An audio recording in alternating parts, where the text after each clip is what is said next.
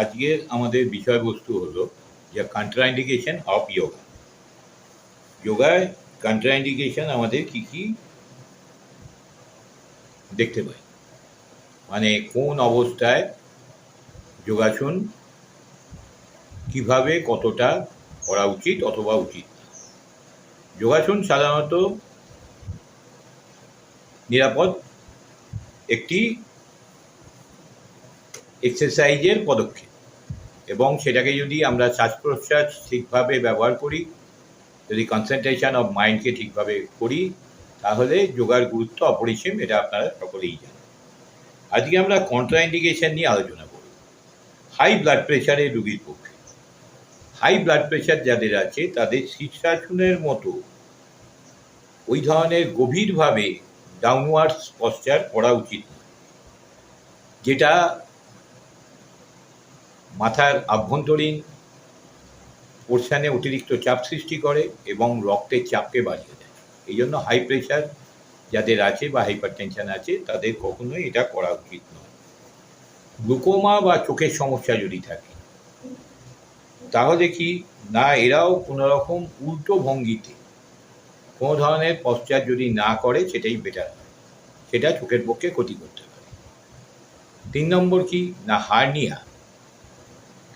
যাদের হার্নিয়া হয়েছে বা হার্নিয়া যারা ক্যারি করছেন, তাদের পক্ষে কোনো রকম অ্যাবডোমিনাল পার্টে অতিরিক্ত চাপ সৃষ্টি করা, কোনো শ্বাস প্রশ্বাস মাসেলকে কন্ট্রাক্ট করা, অথবা কোনো গভীরভাবে টুইস্টিং ডিপ টুইস্টিং কোনো কিছু না করা। সেই সঙ্গে কপালভাতির মতো জোরালো যে অ্যাবডোমিনাল প্রেশার তৈরি করা ব্রিদিং, সেটাকেও না করতে পারলে ভালো। ঠিক তেমনি যাদের আলসার রয়েছে তাদের ক্ষেত্রেও কপালভাতি এড়িয়ে চলা উচিত এবং ডিপ টুইস্টিংগুলো এড়িয়ে চলা উচিত। অস্টিওপোরোসিস, যাদের বিএমডি লেভেল কমে গেছে এবং সেখান থেকে বোন মিনারেল ডেন্সিটি কমে যাওয়ার কারণে বোনসের ডেন্সিটি কমে যাওয়ার কারণে অস্টিওপোরোসিস দেখা দিচ্ছে, তাদের ক্ষেত্রে কোনো রকম বেশি প্রেশার সৃষ্টি করা, কোনো যৌগিক পশ্চার করা একদমই উচিত না। তাতে তাদের ক্ষতি হবে এবং সেইখানে বরং কোনো রকম মানে ফ্র্যাকচার টাইপের হওয়ার সম্ভাবনা বেড়ে যাবে। তাছাড়া যাদের আমাদের মধ্যে রয়েছে যে কার্ডিওভাস্কুলার কোনো প্রবলেম রয়েছে, তাদের ক্ষেত্রেও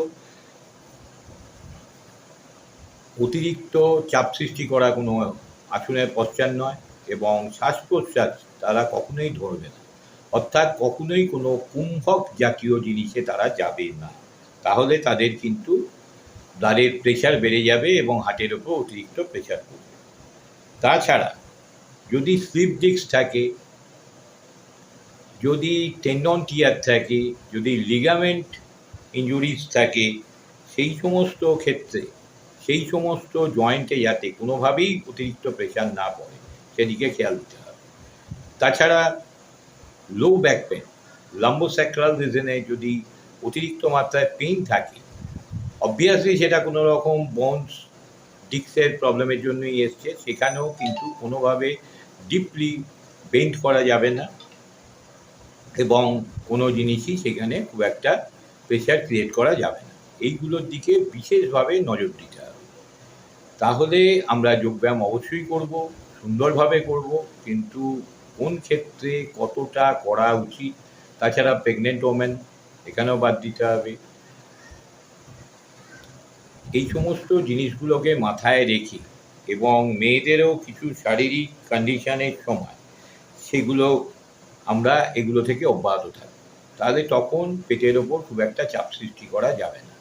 তাছাড়া যাদের স্পাইনের অন্যান্য পোর্শানে বা জয়েন্টের অন্য পোর্শানে কোনো রকম অস্টিওলজিক্যাল চেঞ্জ আছে, তাদের ক্ষেত্রেও কিন্তু বুঝে শুনে যোগাসন অভ্যাস করতে হবে। এই জন্য এক্সপার্টের পরামর্শ দেওয়া প্রয়োজন। প্রয়োজনে আমাদের সঙ্গে যোগাযোগ করুন, আমাদের দেওয়া নাম্বারে যোগাযোগ করুন, এবং আমাদের প্রচুর ওয়ার্কশপ লেগে থাকে। সেখানে অংশগ্রহণ করবে।